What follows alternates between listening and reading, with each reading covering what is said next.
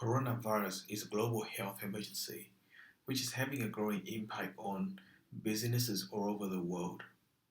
I am sure that many of you business owners are concerned, somewhat confused, and some of you might need guidance to get through these difficult times. Being a business owner, there's only one key thing you need to focus on right now. That is to keep your business alive. How? Today, I will share with you some tips that could help your business survive. I will cover two main topics. The first one is the key areas to look at when managing crisis. This is general to pretty much all businesses, regardless of industries, size, or location. The second one is the key items from Australian government stimulus package. This is specific to businesses in Australia. However, other countries might have similar scheme which you might need to speak to your accountant about. The most important thing you can do right now is not to panic, but instead build what we call a cash war chest to help your business survive over the coming months. Prepare a cash flow forecast for the next 6 or 12 months.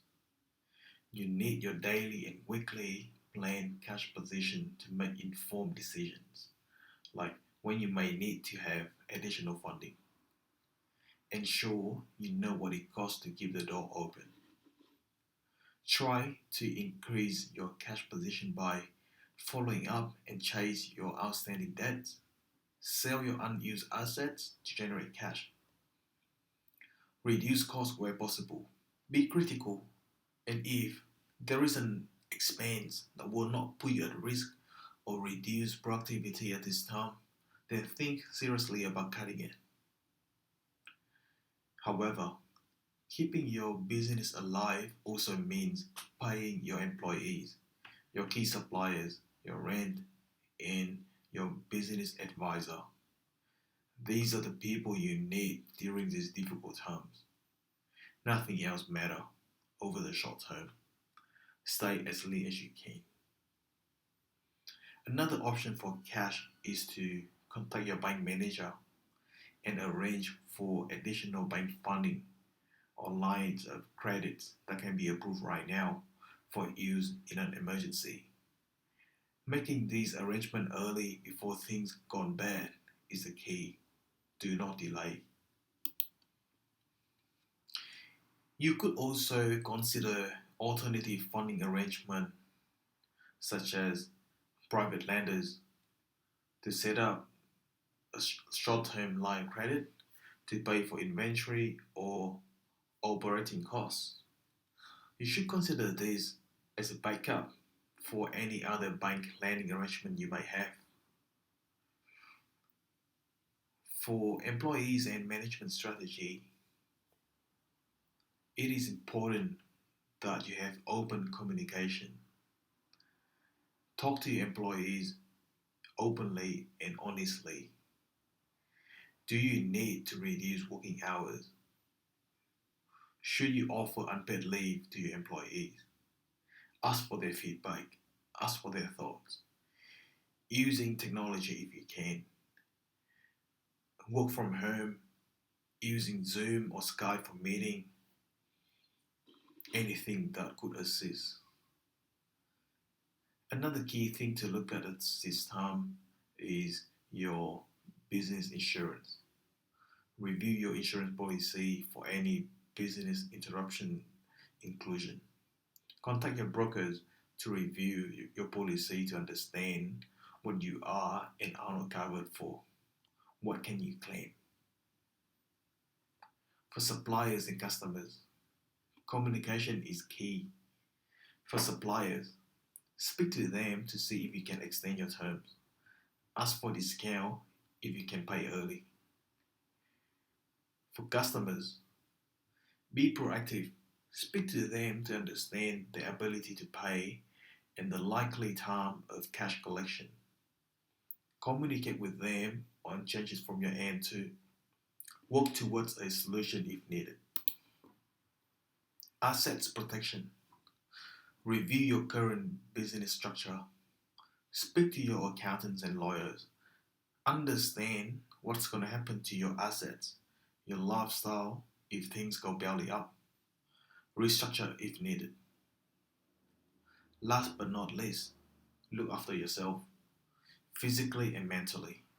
I know it is tough right now, but it will get better. Stay positive. Moving on to the key items from the Australian government stimulus package. First, we have the business investment incentive, which raised instant asset write-off threshold from $30,000 to $150,000 for businesses with an aggregated turnover of less than $500 million. And the period applicable is from 12th of March to 30th of June 2020. The second item is cash flow assistance. This is tax-free payments of up to $25,000 for eligible small and medium businesses based on their PAYG withholding obligations. This begins from March 2020 quarter to the June 2020 quarter.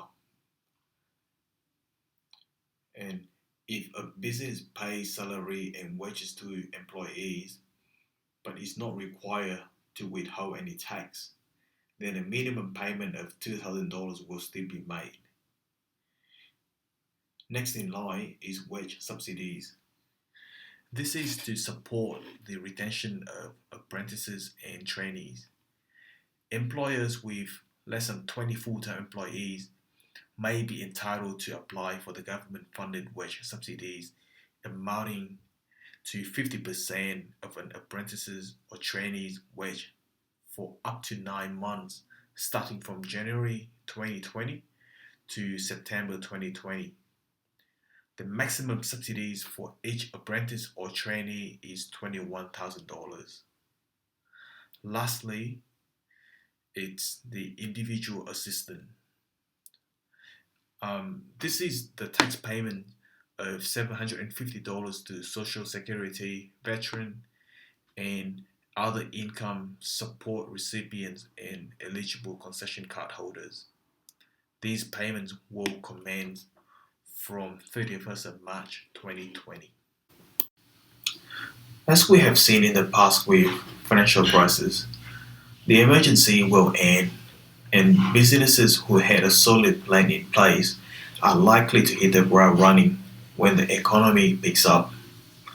Therefore, you and your management team will need to remain calm as you lead employees through this crisis.